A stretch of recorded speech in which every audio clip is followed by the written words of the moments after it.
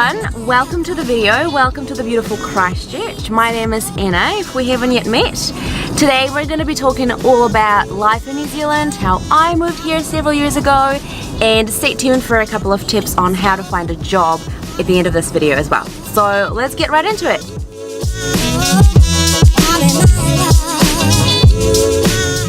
Alright, so it's a beautiful Saturday morning. We are just driving around Christchurch, running some errands at the moment, and I thought I'll share my experience with you guys, how I moved here, what I had to do, and what exactly am I doing here in Christchurch as well. Just like a lot of really good things in my life, moving to New Zealand was quite spontaneous and unexpected. One time I was just scrolling down my Facebook feed and bumped into a post from one of my friends who was talking about New Zealand colleges and universities and posted an opportunity to get a scholarship and a couple of grants to come and study here pretty much for free. So I thought to myself, you know, why not? I have absolutely nothing to lose. I knew near to nothing about New Zealand at a time, by the way. Pretty much the fact that everyone just walks barefoot, just like the hobbits from the Lord of the Rings, is what my knowledge came down to. So I thought, yeah, why not? Let's do it, and I started filling in the applications. So a couple of months later, a couple of interviews later, and more additional paperwork later, I was invited to come here and complete the business management program in one of the local colleges, and that's when the idea of moving to New Zealand became really, really tangible.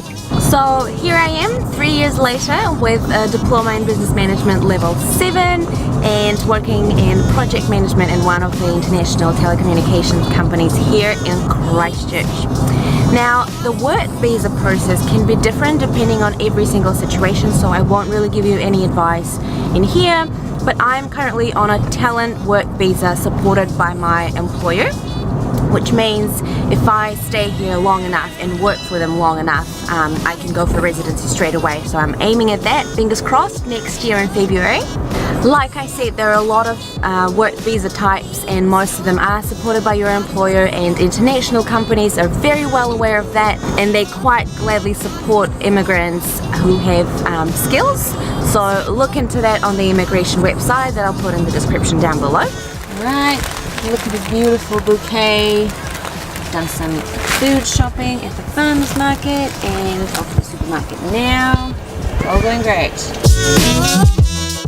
We've just done some grocery shopping and off back to our home to cook up some lunch. And I thought I'll just give you some quick tips on how to find a job here in New Zealand based on my experience. So looking for a job can be a little bit frustrating, and it's not so easy, and that's definitely something that you should be prepared for. Regardless of how much work experience you have back from your home country, Kiwis really value the local experience and the local environment. So sometimes you have to start from a job in a completely different industry, and that's kind of what happened to me. For example, with my background in finance and business analysis, I had to really step down and do some simple admin positions for a while, and then gradually grow my CV to get that local experience. So a couple of quick tips on how to find a job here is, number one, don't be discouraged if you can't find a job of the same position that you used to work for, or even in the same industry, like I said.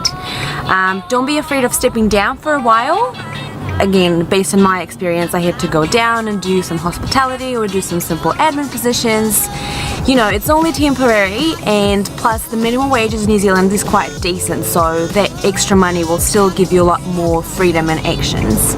Tip number 2 is, kind of goes without saying, but I cannot emphasize it enough. Check your visa conditions and stick to it. For example, on a student visa, for the most part, you can only work part-time, 20 hours per week, and full-time only during the breaks, so that when you don't have the classes.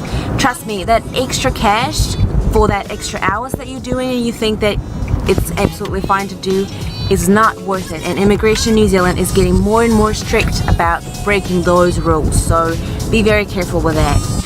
And tip number 3 is to use all the tools that you have at hand. There's no such thing as too much research or too many applications, as you know. So check the websites online for sure. Apply online, that's a big thing here in New Zealand. Check out the notice boards if you have in your university or your local college. A good old word of mouth. Ask people around if someone's hiring. Maybe they might know someone who is hiring at the moment, or the good old walk around and actually hand in your application face to face. So people might see you, and that might give you an opportunity to have an instant interview with someone who is hiring. And again, remember, the rule of big numbers is great because the more applications you actually submit, the higher are the chances that you are going to be asked for an interview. I think that's about it, guys. Thank you so much for watching. Hope some of it has been helpful, and I'll see you in the next video. Bye now.